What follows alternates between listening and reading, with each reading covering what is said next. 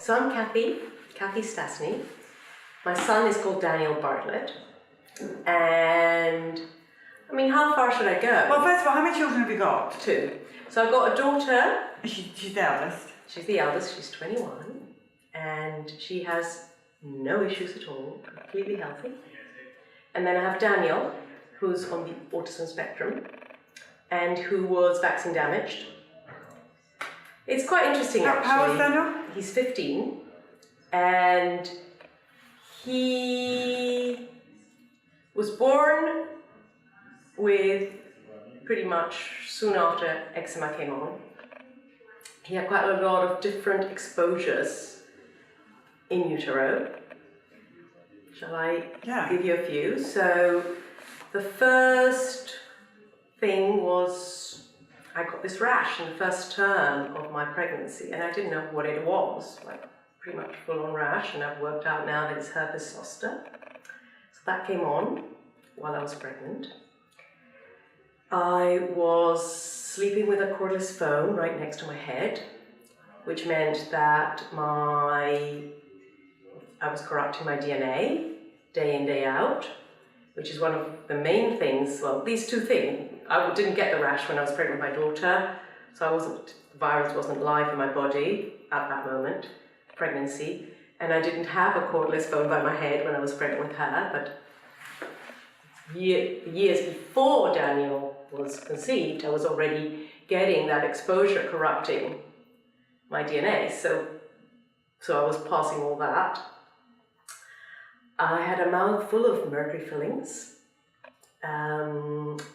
So he swam in that pool, and it got particularly bad, that pool of mercury, because one of my mercury fillings broke during my pregnancy. And I was rhesus negative, so I got a vaccine full of mercury. Rogan. So bang, bang, bang. Was that the only vaccine you had when you were pregnant? Yeah. That was the only vaccine I had during my pregnancy.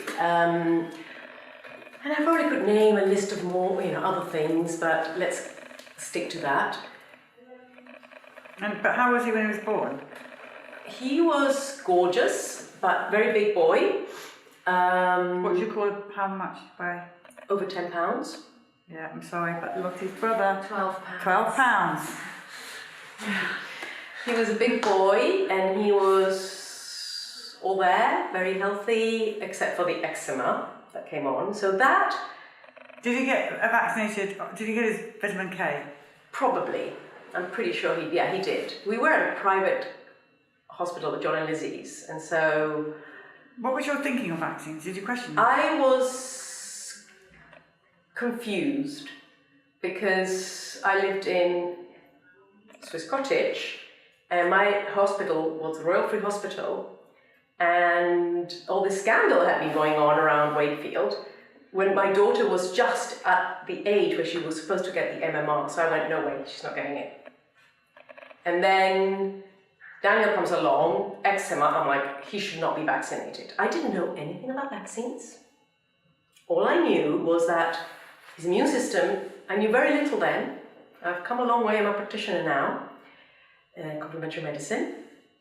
All thanks to Daniel, who's my teacher. And it just didn't feel right. Now, this is 2001, no internet, very little access. I remember going to bookshops, trying to find books on vaccines and getting some information. Bought a book, couldn't read it, it was just so difficult to understand. Went to a informed parent talk, militant guy, totally put me off. In the meantime, I've got my GP practice putting pressure. Now, Daniel's already, I haven't vaccinated him, just very patchy, lots of pressure, being bullied by my practice. In those days, I believed he needed to go see a dermatologist. I didn't understand they were criminals because they were giving me corticoid creams, repressing symptoms, damaging him neurologically. I had no idea that was going on. I was putting these creams and thinking, oh, thank goodness, his skin is a bit better. Not really understanding at a medical level, what was going on with his biochemistry at the time. So So yes, so I didn't do any full vaccines. He did not get the tetanus diphtheria pertussis, the DTP at 2, 3, 4. I think I did one polio, then got scared, didn't do another. And then his skin got better and I carried on being bullied. They were saying he could not have... Is this your GP doing this? Yeah. He was not allowed to be a patient. He was just on a kind of list. And I was like, but I need the creams and all this nonsense, all this noise. So I went and had a conversation with my GP because I really didn't know what to do. I didn't know who to go to. And he said, I cannot talk to you about that. And kicked me out. So then we vaccinated him. Now he's 1.5 years. So in went the vaccine into the leg. Which one are we talking about now? Sorry? Which vaccine is going into his leg? The tetanus diphtheria pertussis, the ones that he should have got at 2 months, the DTP. So it's a very unusual case. He got, they don't vaccinate that one at that age. He got the first vaccine, he was so ill. He got so sick, he was like, what's wrong with him? He's got the flu? He stopped eating for about 3 years. He ate everything till the day that vaccine went in. I had to cancel the second one because he was still sick a month later. I didn't know you could get sick from vaccines. And he was so ill. And stopped looking at us. I mean, I've got all these photographs and clips, you can see he was a completely engaged child. He was completely with us. We gave him that first vaccine, he was gone. That was it. He was gone. He was completely inside himself. He would just sit there staring, rocking, all the classic autism stuff. And yeah, that's where our journey starts. And what a journey it has been. So how is he today? He's fantastic, but okay, if it wasn't for all the incredible help he's had, we found an amazing practitioner, all complementary, osteopathy, homotoxicology, nutrition, kinesiology. Then we do a lot of emotional, spiritual work too with another practitioner in Canada. If it wasn't for all that we've done, Daniel would be in the very deep end of the autism spectrum. Because of all this help that came at around the age of, so we started when he was 4 years old, he's very able, he's in the middle, very clever, very able. He's verbal? Yeah. But he's not going to sit here and have a lovely conversation with you, but he can tell you what he wants, he will share, and it improves every day. He didn't say a word till about the age of 7 or 8. Okay, so he was very deeply affected. Now, for me, the vaccine is what broke the camel's back. Okay, so you've got a bucket of water, and it starts to fill up really early on, as I was explaining.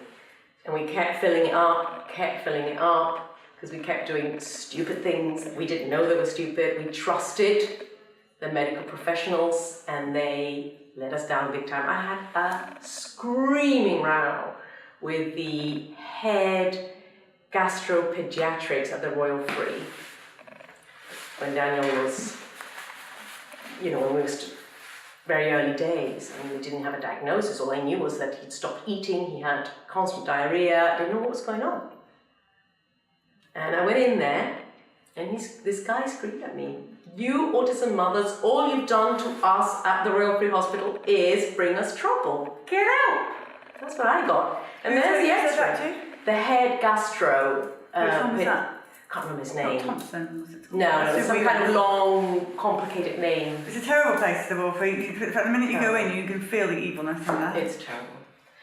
So after that, I never had anything more to do with anything, conventional medicine. I started a DAN protocol, which you probably know what it is. Autism now. Yeah, and I went to see a DAN nutritionist here in the UK. Oh, there is one in the UK? Yeah. There was one in Wales. Yeah, there's one that's very active.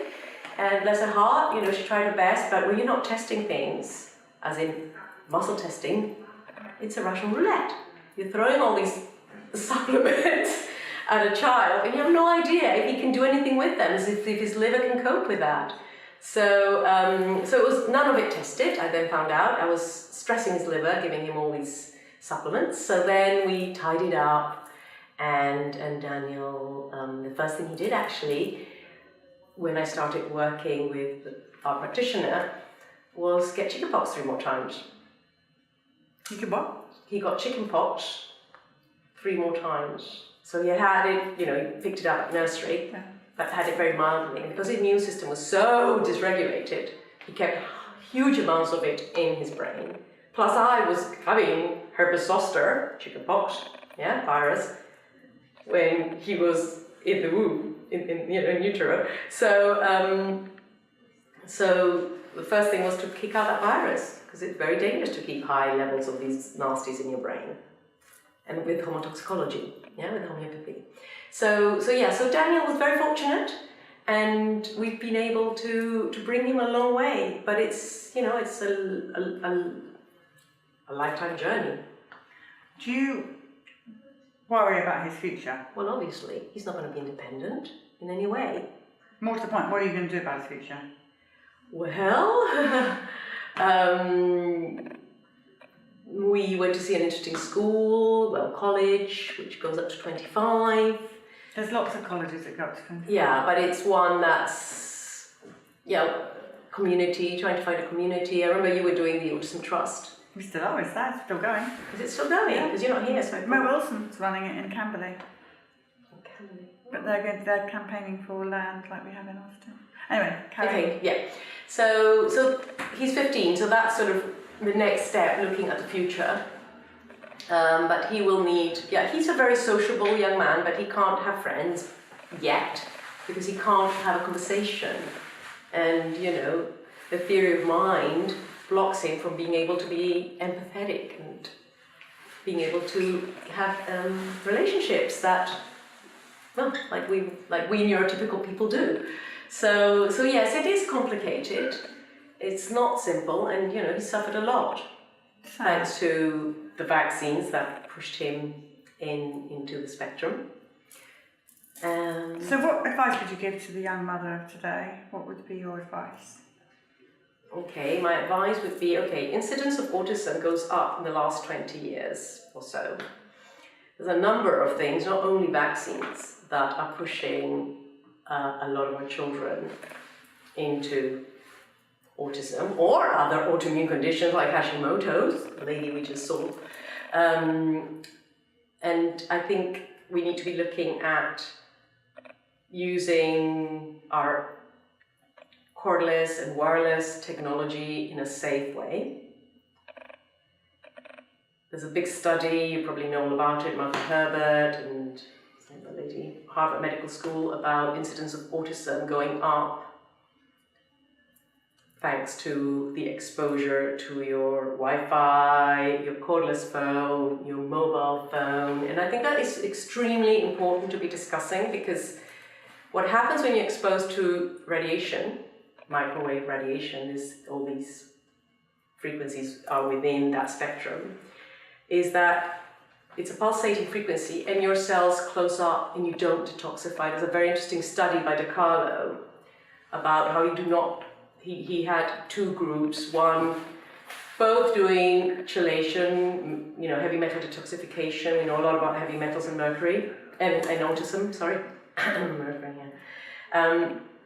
so you have 2 groups. One is in an EMF, electromagnetic frequency environment, and the other one is in no electromagnetic frequencies floating around at all while they do their clearing of the heavy metals. The group that had no radiation in their environment detoxified 200%, while the others didn't, because what happens is your cells close up to protect themselves from these frequencies, pulsating frequencies. So when you close up, what happens? You don't clear anything out. You don't detoxify. You're going to be in trouble. And one of the main things, early on, I did a lot of liver tests for Daniel, genetic liver tests, and he has a lot of, in his phase 2 liver pathways, there's three pathways that don't work. So that's me passing on, or me and my husband passing on corrupted DNA, which cordless phone helped. Okay, remember I started talking about that at the beginning. So I think we need to look at the big picture. For Daniel, vaccines is what finished him off, but all those corticoid creams. The GP gave him antibiotics when he was tiny, because really strong antibiotics because of the eczema. I mean, so his gut was the gut terrain was totally destroyed before we even started. As long as, I mean, this is great, and I get it's fascinating, but as long as we don't confuse, I mean, I'm sure. I'm talking environmental factors, okay? But just as long as we make it really clear here, the parents that I've interviewed, they know that the vaccines are... Well, so do I know. Without those vaccines, and still with all the microwave or whatever it is and all that stuff around, my son would be fine. He might be not great, but he would not have autism or aggressive... Well, it's vaccine injury. That's what our children have. As I said, for Daniel, it's the vaccine that tipped him. Does it. Without the vaccine, as you say, his immune system might have been able to cope. He might have had, like dyslexia or whatever, right? Something relatively mild. But the vaccine is what pushes him right in.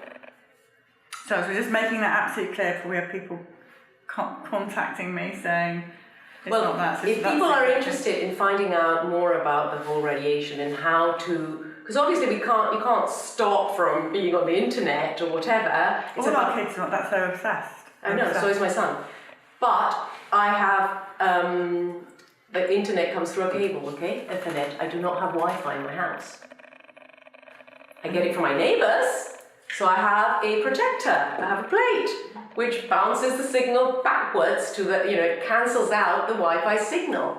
So you have lots of things. It's about being educated and using this technology in a safe way, which is what this article that I brought, Where can I get that from? Produced. Where can people download it or whatever? Okay, so on the back, if you bring it over, you can show right at the bottom. It shows. We don't want your telephone number, do you? There's no telephone number. It's Facebook page. Sorry. There is so that is a company that's selling it, that's produced it, but.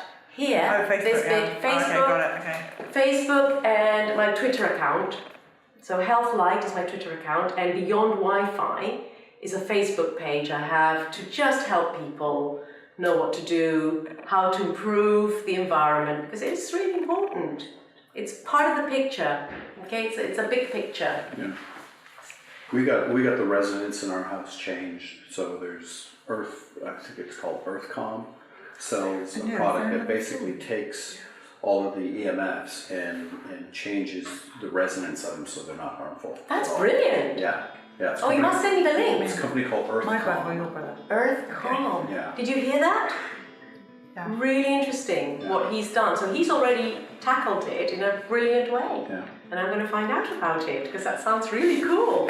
So yeah, basically cancelling out the harmful EMFs. So what it does is it changes the resonance, and you have to do it in 3 different stages. So you have one plug, and then another one, and another one. You can actually feel it in the house, but it changes the resonance. What is it? I mean, it's not all gloom and doom because it's some very interesting new project. So to replace Wi-Fi, you're now going to be able to get it through your LED light, and it's not harmful at all. Siemens, the company Siemens at Munich University has been doing this research for the last few years, and there are some countries that started to use it. And you just get your internet through the LED bulb. And no problem. So they know there's an issue there. They obviously know there's an issue there. No, there isn't. They studied it. No. They know that there's an issue with the EMFs. Everybody knows. Yeah. Anybody who's got, any information on the topic knows that we are being bombarded.